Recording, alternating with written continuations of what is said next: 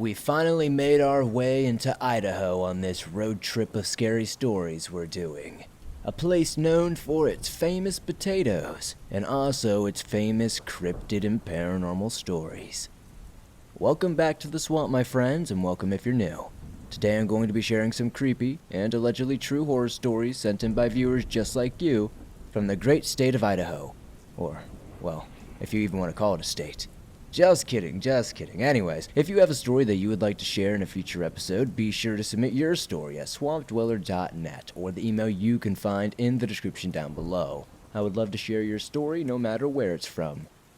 Now, let's get into these creepy and allegedly true Idaho horror stories that'll keep you out of the potato state tonight.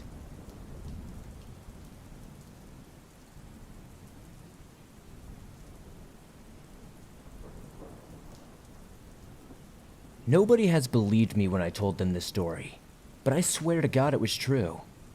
I was in my front yard in Idaho one summer night, smoking a cigarette all by myself. There's a warehouse-style aluminum building that resells used construction materials and has an odd collection of all sorts of windows, bathtubs, barbecues, trusses, and other things in the yard out back. I heard some strange noises that sounded like someone banging something against the building, or knocking hard. The building is backed up to the bottom of a mountain. The mountain range goes on for probably a couple of 100 miles to the east, with only one sparse town about 40 miles from my house. The rest is just desert, a giant expanse of empty desert. I have heard these noises a lot over by this building throughout the years. I always assumed the noise must be made by a human, but this scenario has always seemed very unlikely to me, as there are no homeless people in my town and no one lives in that direction as it is an industrial park. Now that doesn't mean people aren't snooping around. What the noise is something banging on the building or knocking on it in quick succession. There is no animal I know of that would be able to bang on the building that hard, and for no reason. Why would they be doing this at midnight or 1 a.m.? Sometimes I get so frightened when I hear this noise and just go back inside. But for whatever reason, on this night in particular, I had enough of it. I was ready to go see what this was. I wanted to know what this was. So I manned up and decided to go investigate. I got over there and had the feeling I was being watched, but kept heading around the back of the building to see if I could hear anything else. Now at this point, I got hit from behind by a spotlight and went, "Oh great, somebody reported me, and now I'm going to have to explain myself to the police." I turned around fully ready to tell the cop that I had heard something breaking into the building, but there was nothing there. No cop, no source of light, absolutely nothing. I fully saw the spotlight hit me and saw my shadow on the building in front of me. I couldn't identify where it had come from, but at this point, I had an awful feeling of dread and started back across the street toward my house.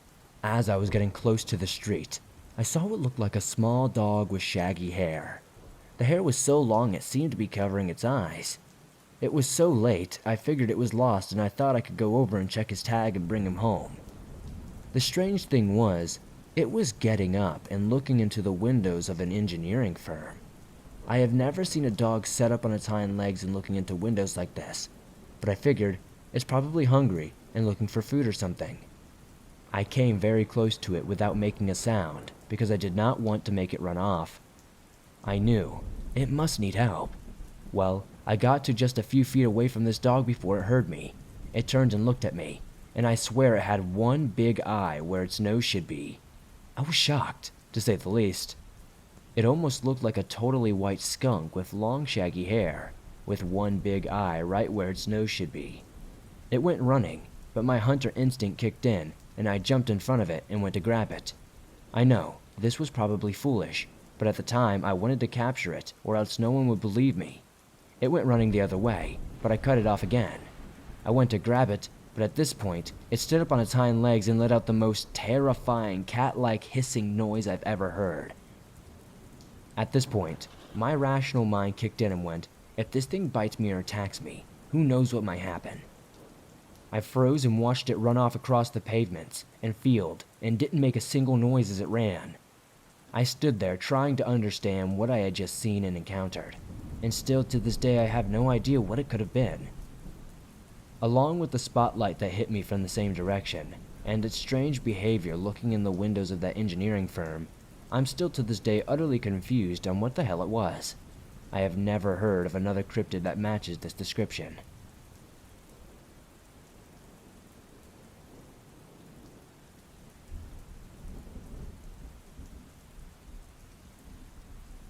Hi, I'm a long-time listener to the Swamp. My name is David, and I do security at a mall in eastern Idaho. Now, I have been told it's haunted, and I'll say I've experienced my fair share of paranormal things in my life.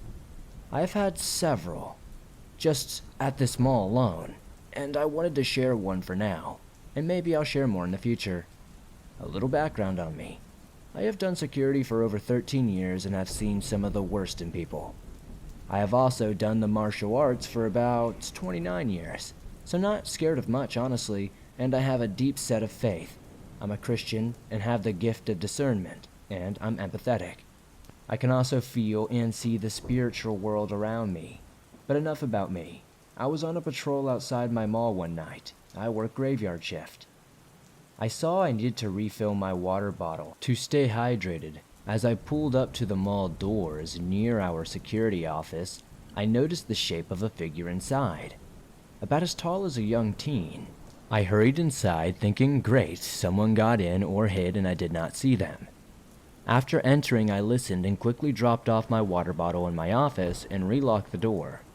I went into the mall silent, listening to the dark and waiting to see or hear anything to indicate the presence of a person.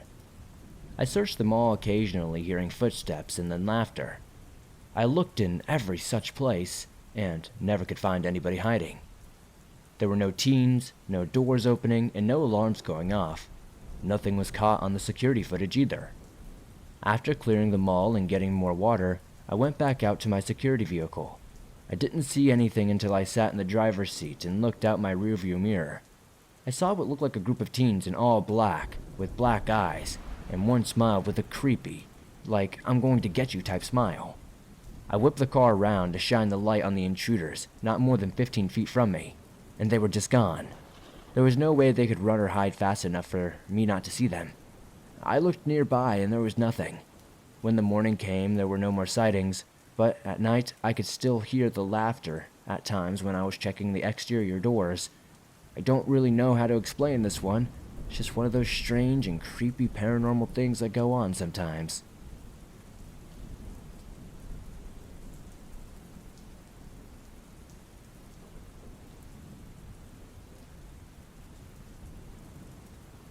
I'm 34 years old now, and when this happened, I lived in Plummer, Idaho.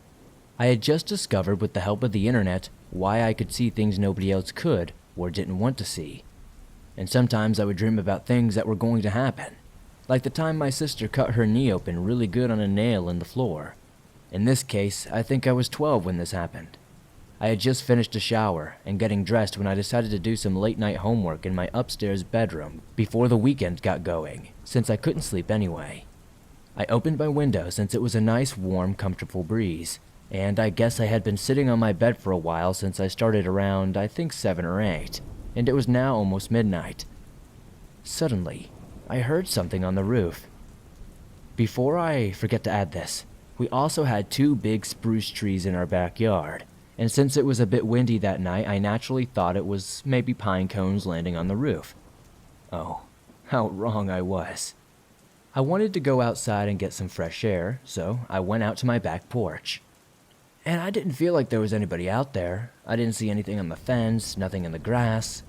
But then I heard it, scratching, like a cat running on the roof after a bird. Looking up, I saw something by the chimney before it crawled down to the other side to hide. I ran for the back door quickly and quietly and closed it and locked all the locks, and then I ran upstairs to my room. Surprisingly, I forgot all about my window that was open and sat back down and got back to working on my homework. Slowly, I hear a tapping sound. Looking up, I saw one long finger tapping on the window. As I walked over to it, I heard scratching again, and it was like it was trying to hide. I had just closed it when the face of a girl appeared on the other side. "Can I please come in? I'm cold. No, I don't know you and my dad will get upset. Please? No. And as if I had thrown water on her, she changed into this thing with a pale, loose-fitting like skin that seemed to be kind of hanging on its bones. It almost looked like a wet blanket over a hanger. This thing had long, thin arms and eyes that looked endless. They were like black pools of nothingness.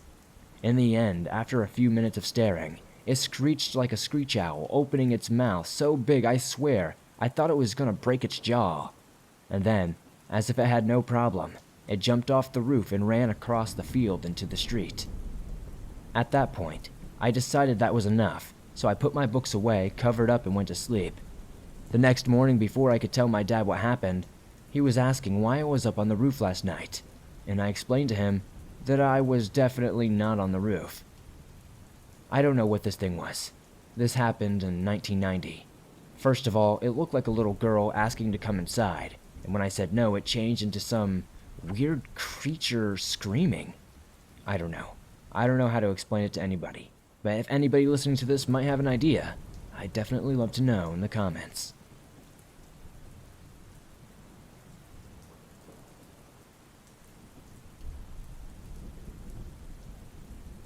When I was in my early 30s, I was living in the small town of Payette, Idaho. I went to a lot of parties, and threw a lot of parties myself. This story takes place after one party I had thrown at my house.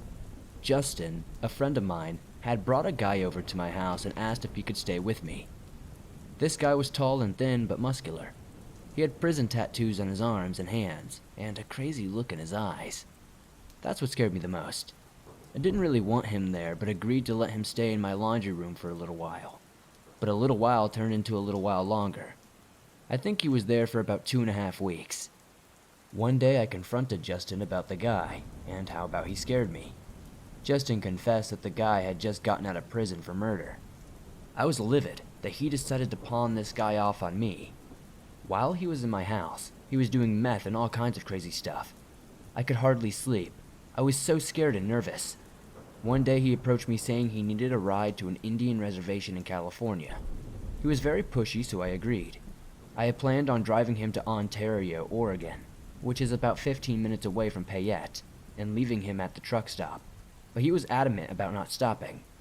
On the drive, I kept noticing the guy reaching under his seat, over and over. Eventually, I was able to get a glance at what he was reaching for. It was a big framing hammer. At this point, I realized how serious this was. As we are leaving Ontario, he tells me he must take a leak and let's pull over on this dirt road. I was positive that if I pulled off, he was going to beat my head in with a hammer. So I refused. I told him I knew a better place to go. The guy was very frustrated that I wouldn't pull over. We found the store in John Day, Oregon, which was about 2 hours from home. But when he got out of the car to go inside, he took my keys. I wanted to leave, but I couldn't. When he came back out, he started bragging about the stuff he stole. He had some snacks, a drink, and a pocket knife that he was showing off. After a while, in a small town of Lakeview, Oregon, we had to stop at a church to get some gas vouchers, as we didn't have any money, and my car was low on gas. But to get the voucher valid, we had to go to the police station.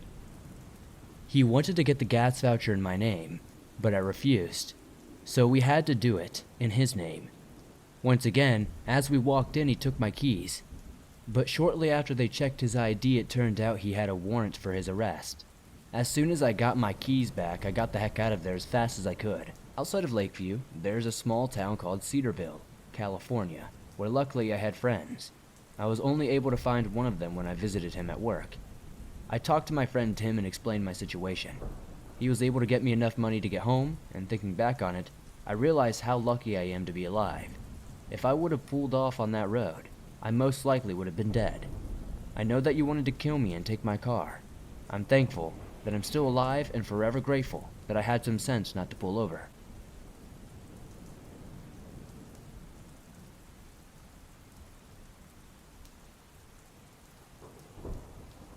I'm a 23-year-old woman who grew up in a small town in Idaho. My story takes place a few years ago. The county fair was a real big deal in my area. They would put on big events and shows and bring in some fun rides and attractions. It was one of the few times we had excitement in our quiet little area. I remember I used to love attending the demolition derby and hypnotist show at the county fair every single year. My cousins Jennifer and Kristen would go with me, and this particular year was no exception. We planned to meet up at the fairgrounds around 1 p.m. to get good seats for the hypnotist show at Saturday. We would also have some fun at the fair until the demolition derby that night. I couldn't drive yet at the time, so I arranged for my dad to drop me off at the fairground and pick me up later that night. He agreed and dropped me off at the fairgrounds an hour early. I decided to kill the time by wandering around to the art display. It was in a small barn-like building toward the front of the fairgrounds, so there I was admiring all of the paintings, drawings, and photography that had been around.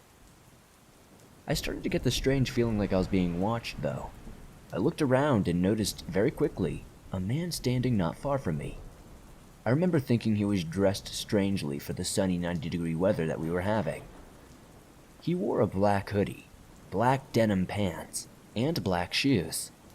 He also had a painful-looking burn-like sore on his lip. I couldn't tell if he was staring at me or not because he had sunglasses on, but he smiled when I looked at him. He just stood there smiling at me until I waved politely and turned to leave. Just as I was beginning to move, the man walked toward me. "Hello, my name is Jeremy," he spoke quickly, and his movements were jerky as he kept reaching out his hand to shake mine. "What's your name?" Getting a weird vibe, but deciding he was probably harmless, I decided to try and be nice. "Hello, Jeremy, my name is Chloe," I said with a polite smile. I noticed more burn-like sores on his palm as he reached out to shake my hand, which did gross me out a little bit. "It's nice to meet you."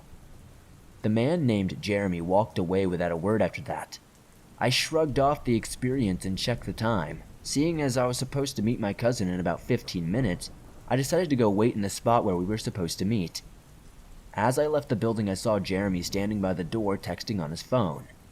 I was a bit of an awkward teenager, so I pretended not to notice him as I walked past him into the grounds. Just a few steps behind me, Jeremy started walking in the same direction. After a while, I started feeling a bit awkward with him walking so closely behind me, so I decided to stop and let him pass. I turned to enter a booth selling jewelry and pretended to admire its wares, but Jeremy stopped walking too. He leaned against a food cart not far from me where I was, and started texting again. I waited in the jewelry booth for what seemed like 10 minutes or more, and he still had not left. I decided to just leave, and just as I left the booth, Jeremy moved again right behind me. "Hello, my name is Jeremy," he said again, reaching out to shake my hand.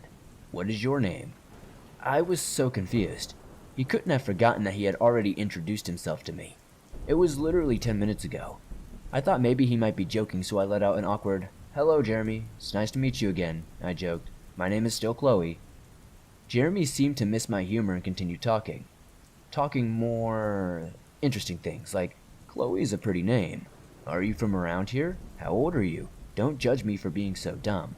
I was from a small, trusting community, but I gave him the honest answer to his questions, despite getting a really weird vibe from the guy. "Thank you." I smiled. "I'm 16 and yeah, I'm from the town just south of here." Just like before, once I answered his questions, Jeremy seemed to catch interest in something else and walked away without a word.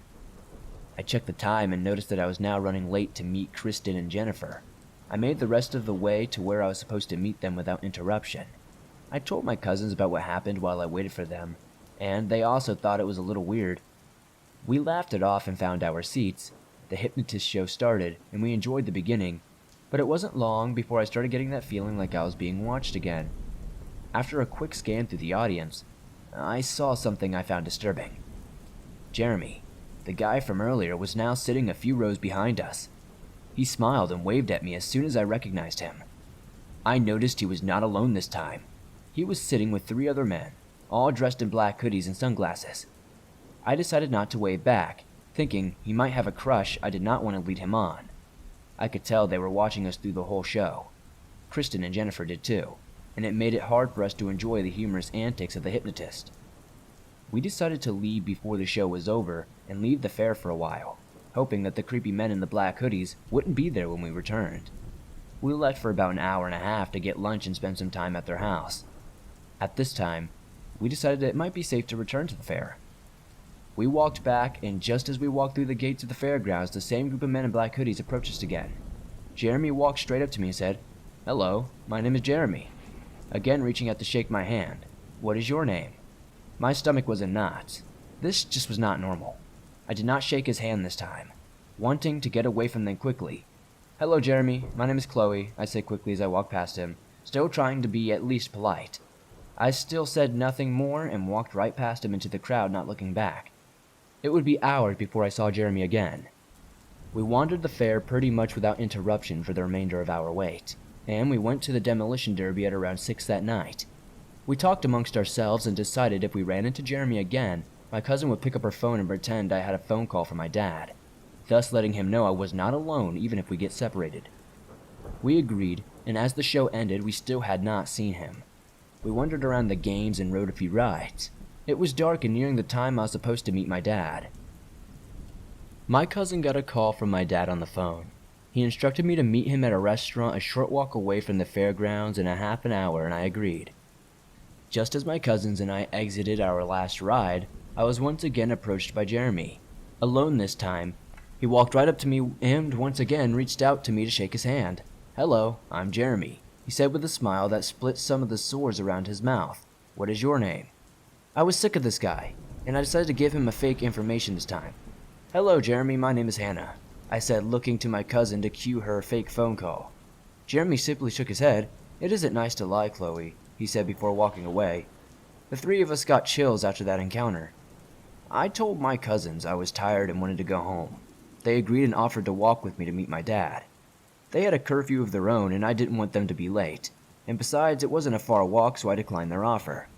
We parted with hugs, and I promised I would call them to confirm that I made it home safely. I then exited the fairgrounds and walked through the town to meet my dad. Not far away from the grounds, I noticed I wasn't alone. There was a tall man in a black hoodie following me. My heart skipped a beat because I recognized him as one of the men Jeremy had been with earlier. I quickened my pace, pretending not to notice him, when I saw half a block down the road was even more disturbing. Another one of the three men with Jeremy was standing by a sidewalk ahead of me. I was getting really alarmed, so I crossed the street and walked on the other side.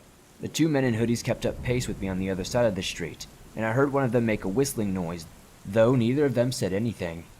I was nearing the post office when Jeremy came into my vision, at the end of the sidewalk in front of me. I was really starting to get scared. What were they doing out here? The place I was supposed to meet my dad was still far away, and I didn't really want to be on this street alone anymore. So I quickly ducked into the post office. They were about to close, but there was a man and his son leaving. I quickly explained what was going on and asked them if they could walk with me. I hoped seeing that I wasn't alone would scare the stalkers into leaving me alone. They agreed and I walked out with them, but Jeremy and his gang were nowhere to be seen. The friendly people I met at the post office walked me all the way to the restaurant where I met my dad and told him the whole thing. My dad called the police and I explained again what had happened. The report was filed, but Jeremy and his friends in the black hoods were never found.